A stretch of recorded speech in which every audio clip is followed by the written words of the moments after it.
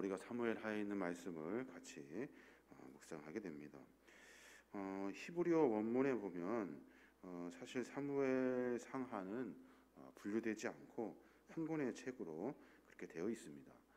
근데 주전 한 3세기경에 유대인들이 헬라어 역본으로 70인 성경을 제작하면서 그 내용을 쫓아가지고 사무엘서를 상하로 이렇게 분류하게 되죠. 상하로 분류한 중요한 분기점이 어디냐면 사울의 죽음이에요.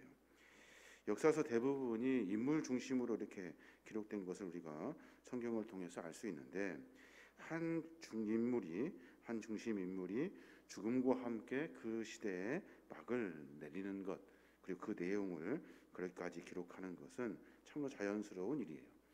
성경에 보면 다음을 시작할 때 누구누구가 죽은 후에 라는 말로 시작하는 것을 볼 수가 있어요.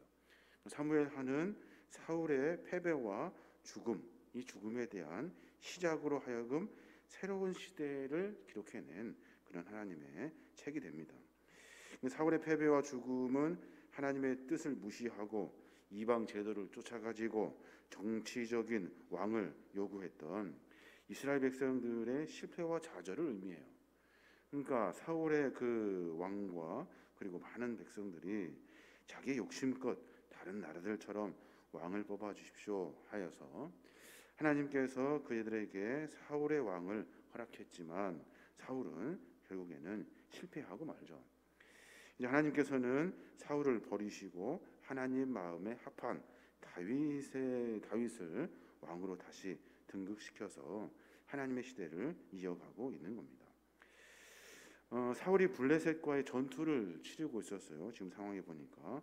그리고 다윗은 어디에 있었냐면 시글락이라는 동네를 약탈한 아말렉 족속을 추격하여서 크게 그 아말렉 족속을 이겼어요.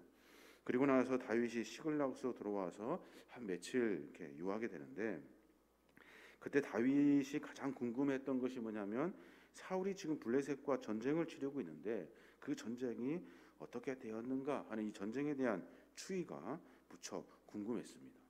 근데 그때 마침 아말렉 소년이라는 사람이 다윗에게 와서 이스라엘 그 백성, 그러니까 사울이 블레셋과의 전투에서 참패했습니다 라는 소식을 전해주고 또 사울과 요나단이 그 자리에서 전사했습니다 라는 소식을 다윗에게 전해주게 됩니다.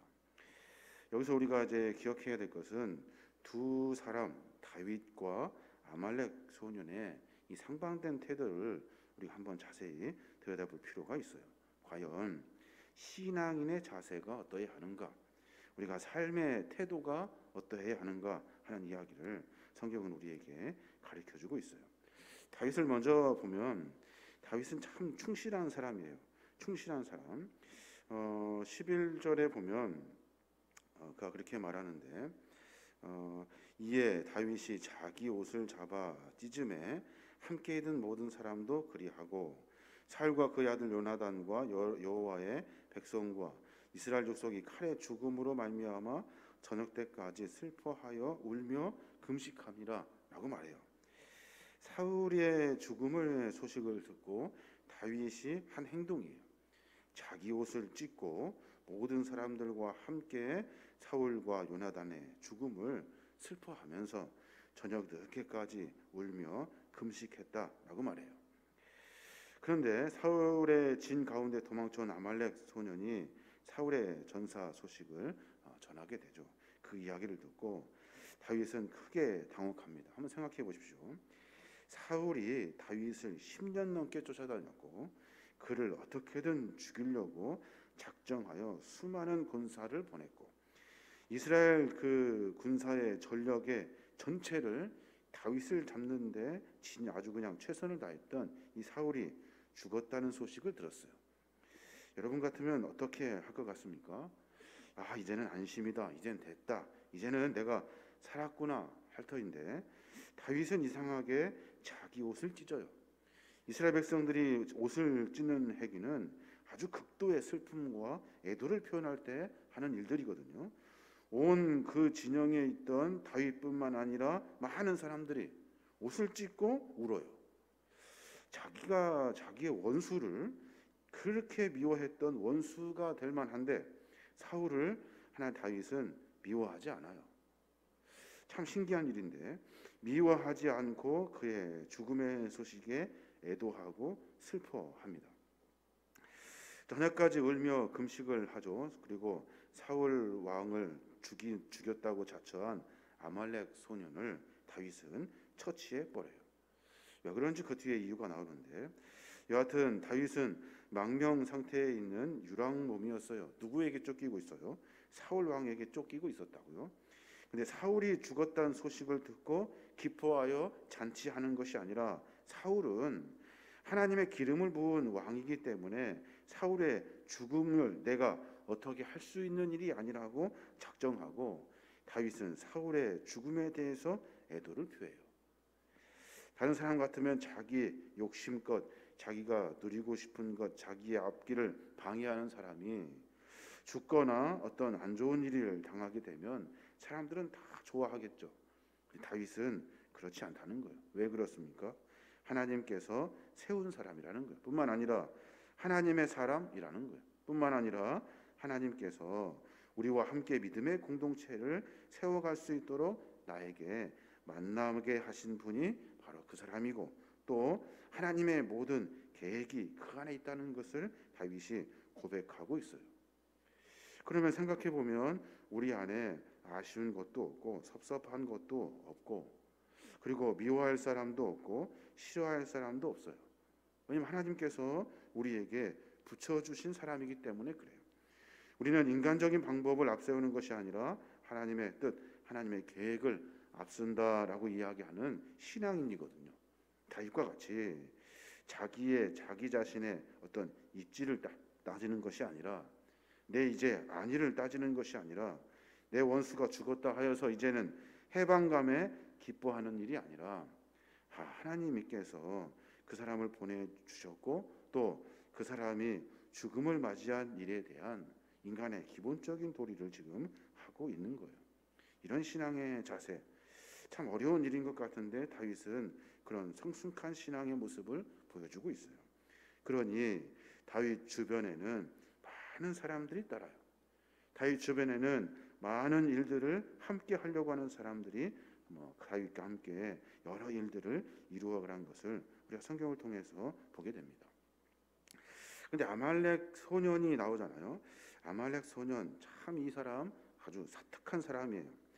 다윗의 진영에서 도망쳐 나와가지고 다윗에게 이스라엘의 그 패배 소식과 사울 왕의 전사 소식을 전합니다. 아말렉 소년, 찢어진 옷에 흙을 막 다 뒤집어 쓰고 다윗 왕에게 엎드려서 전쟁의 결과를 알려주죠. 무엇을 가장 먼저 전합니까? 사울 왕의 죽음에 대한 소식을 먼저 전해요. 고통 중에 사울을 자신이 죽였다고 자신 있게 이야기를 하죠. 10절에 그가 그래요. 그가 엎드려진 후에 살 수 없는 줄 알고 내가 알고 그의 곁에 서서 죽이고 그 머리에 있는 왕관과 팔에 있는 고리를 벗겨서 내가 주께로 가져왔나이다 라고 말해요. 아말렉 소년은 다윗에게 큰 칭찬을 받고 상급을 받을 줄로 기대했어요. 다른 사람 같으면 아마 잘했다 했을 거예요. 그런데 다윗은 다른 사람들과 마음이 달라요. 사울이 다윗을 죽이려고 한 사실을 잘 알고 있었기 때문에 아말렉 소년은 내가 반드시 다윗으로 하여금 상급을 받을 것이다, 칭찬받을 것이다 생각했다는 거예요. 그리고 나서 전투의 보고를 쫙 합니다. 근데 이 보고가 사실은 거짓말이에요. 아주 사특한 거짓말. 사울의 이야기를 좀 보면 길보아 전투 장면이 기록된 사무엘상 31장에 기록되어 있는데, 사울은 블레셋 군이 쏘는 활에 맞아서 중상을 입습니다. 그리고 나서 내가 할례 없는 이방인 블레셋 군에 죽임 당하는 것이 참 수치스럽다 그러면서 자기 부관에게 죽여달라고 부탁합니다.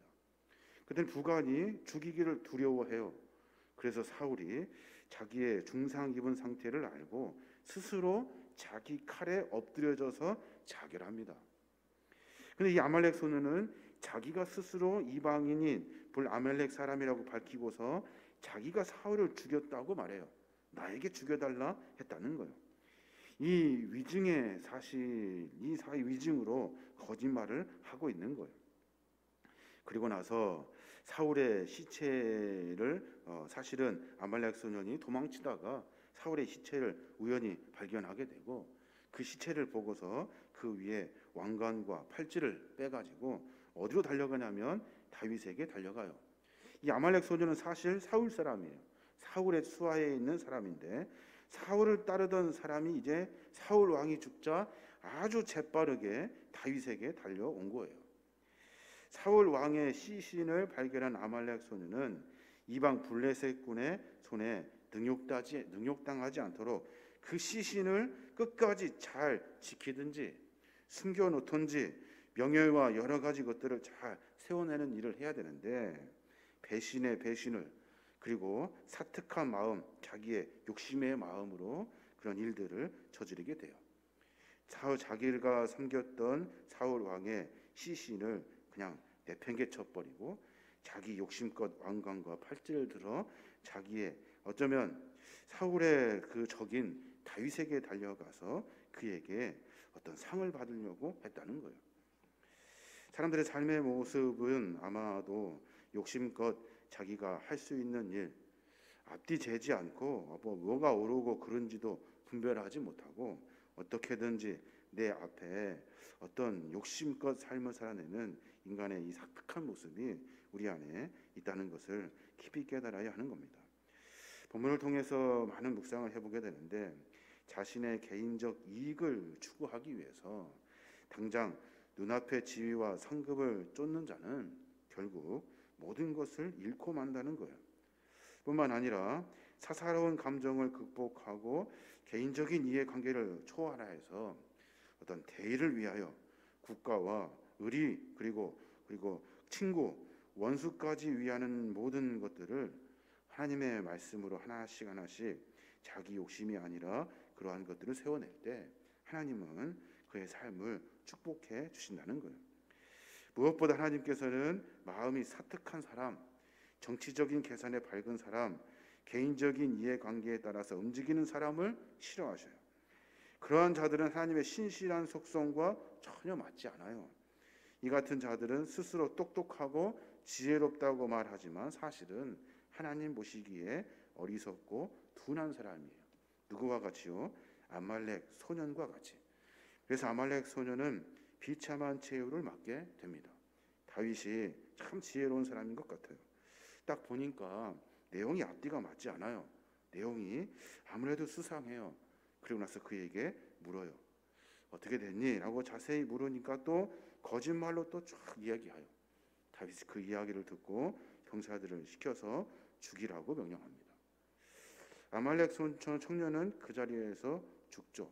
그리고 나서 다윗은 사울의 죽음을 다시 슬퍼하는 일로 들어가게 됩니다. 우리 신앙의 삶의 여정 가운데 늘 넘어지는 것이 뭡니까? 자기의 욕심이죠.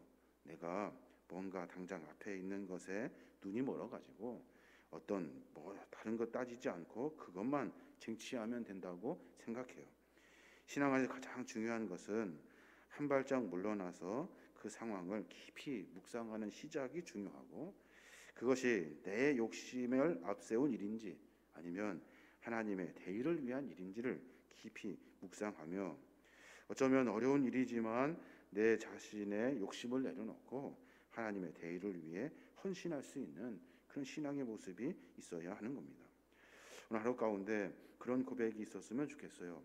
하나님 우리를 통해서 일하시길 원하시고 우리를 부르셔서 당신의 백성을 삼아 주셨어요. 우리가 진짜 섬겨야 할 대상은 하나님이시죠. 그럼 하나님이 우리에게 무엇을 요구하고 계시는지, 우리 신앙의 삶의 모습 가운데 무엇을 명령하고 계시는지를 깊이 묵상하고 내 욕심을 앞세우는 것이 아니라 하나님의 거룩한 뜻을 쫓아 살아가는 것. 매번 하나님의 뜻 이렇게 말하는 애매한 이야기 같지만 사실은 매우 구체적이고 매우 명확하고 매우 확실한 것이 하나님의 뜻이에요. 내 안에 있는 성령님께서 그 이야기를 우리의 양심을 통해서 말씀하시기 때문에 그래요. 이런 신앙의 삶의 모습을 통해서 하나님의 뜻 안에 살아가고 하나님의 뜻을 이루어 가고, 그리고 사람의 욕심으로 삶의 방법을 이어가는 것이 아니라 하나님의 거룩한 마음으로 삶을 이어가는 거룩한 믿음의 종들 되시길 바랍니다.